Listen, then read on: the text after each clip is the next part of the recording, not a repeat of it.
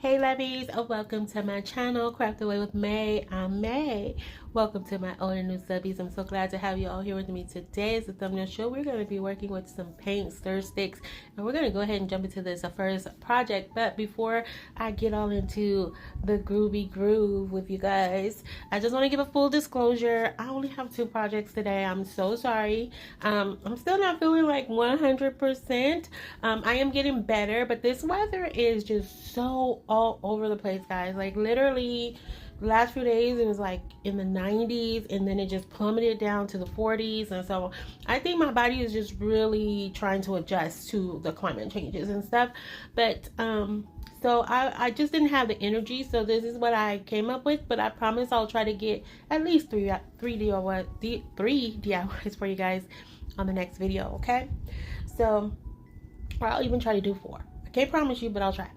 As you see here, I'm taking some of the I think these are the 1 gallon paint stir sticks. You can find these at any of your home improvement stores. You can find them at Walmart, Home Depot, Lowe's, Menards, really anywhere. You can order them online. I'm going to also go in with some crafter sticks. Now I did some crafter sticks in my last video. I wanted this one to be in there, but like I said, I wasn't feeling well, and so I was like, okay, well, we'll just roll over and put this one into this video. So sorry. So what you see I'm doing there, I just went in with some of my Aleene's tacky glue, and I'm going in with a little bit of hot glue here, and I'm just layering these, like staggering them on top of each other, because I kind of wanted to do a play on a window shutter, or window with shutters. I don't know, you guys can tell me. I just think it came out super pretty. I really do. So what I'm doing here, because I didn't cut those paint stir sticks down, which I really probably should have, but I was so worried that I would get it uneven. So I was like, you know what, let's just write it out. We should be able to cover this up. So I'm gonna put 2 more paint stir sticks on the back of this, and then once I did that, I was like thinking to myself that I wanted the front part to be a little bit thicker. So I'm going to actually flip it back over and I'm going to add 2 more paint stir sticks. So in total, I used a total of 6 on this project, okay? And I really love this, guys. I cannot wait for us to get to towards the end, because it really came together very nicely. And so once I do that, I'm going to go in with one of my bamboo square skewers that I have here. I think it's more like not a skewer, a wood dowel. It's a square wood dowel. And I'm going to have these in my stash, guys, forever and a day. I got them off of Amazon. They're very lightweight, very easy to use. And I'm going to put this right down the middle of this. And I did not measure it, because you guys know, okay, y'all know how I roll. I just, eyeballed it. And so now I'm going to go over the top of this with another one of those crafter sticks, okay? And that was just to kind of finish it off. I really don't know. At first I didn't know if I should do that, but I'm glad I did. Okay, it kind of right now is looking like a very large, like palette. But it really is going to come together. Just stay with me. So next I'm taking one of these 12-inch chunky wood pieces from Dollar Tree. Now you can also get these pieces at any of the home improvement stores and have them cut down for you if you find a nice person. I've been lucky a couple times. And they'll cut them down the size for you, but I had this in my stash, so I'm using it. Then I had this huge applique in my stash as well, and I believe this came from Hobby Lobby. I don't think this is Brandy's. I think this came from Hobby Lobby. And so now I'm just going to go in and I'm going to paint everything in white. All right, and I'm just using some white paint by Folk Art. I'm getting all up in the crevices. Now if you choose to recreate this or some version of this, you could totally paint the pieces individually. But I was like, you know what, I'm just going to say paint, put it all together, and then paint it. Because some of the pieces you didn't get to see the full piece. So I was like, it would have been just a waste of paint. So then I had these dried flowers in my stash. And I was looking at the bag because I'm like, where did I get these from? and from Michaels. They came from Michaels. I don't know if they still have them or not, but they came from Michaels. And so I'm just going to take that little jute twine that I took off the outside that was holding it together, and I'm just going to wrap that around just to make it look like a little tiny or miniature bouquet of dried florals. And I really love this. I love the colors in this little dried floral bunch up against that white, because at first I was going to do some distressing, and I was like, no, I want some other color to come here. I want that white background so the color will pop. And this came together so pretty. I was really digging this, okay? So I'm just going to add that right to the middle, right there, which is not really the middle, but I'm going to add it to the middle. The middle per my measurements, okay?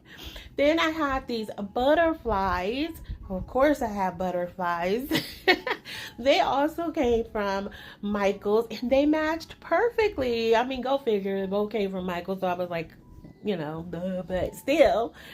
All right, so I'm gonna now put my butterfly right there in the center, which I should have probably brought it down a little bit. But I still liked it nonetheless.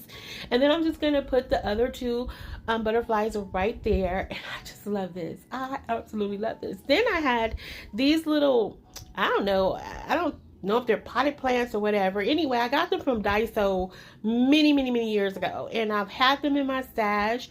And I was like, let's just put these right here on the ledge. And that is it for this piece. Okay, lovies, I will show everything in the final reveal, so stay tuned for that as we move on to project number 2, which is Terracotta Teacup number 97. Okay, and so I can't believe, guys, we only have 3 more to go after this. But I'm just going in with some of my I think it was called latte color paint and some nutmeg paint. Now I'm going to give you guys another full disclosure. Now, as I was doing this, I'm telling you guys that I was having some major brain fog. Now, I was going to use that little plastic plate from Dollar Tree, and also the saucer to the terracotta terracotta pot. And I assembled everything and all this, and then I realized, no, that was the wrong thing. So you're going to see me put this together, but you're going to also see me quickly take it apart. All right, now I have this grass sheet as well, where I just cut out like a patch of grass. And I did kind of jump ahead. I know I started explaining. I wanted to catch that part. But for anybody who's joining us for the first time, on this channel, we've been doing a series called the Terracotta Teacup series, where we take a terracotta pot, we add a handle to it, we add a theme to it, and we are calling them terracotta teacups. And as I mentioned, we are on number 97. What I do to create the handles is that I take a macrame ring and I cut it in half, just like you see I'm doing here. File it down, we add it to the pot, and that's what turns it into a terracotta teacup.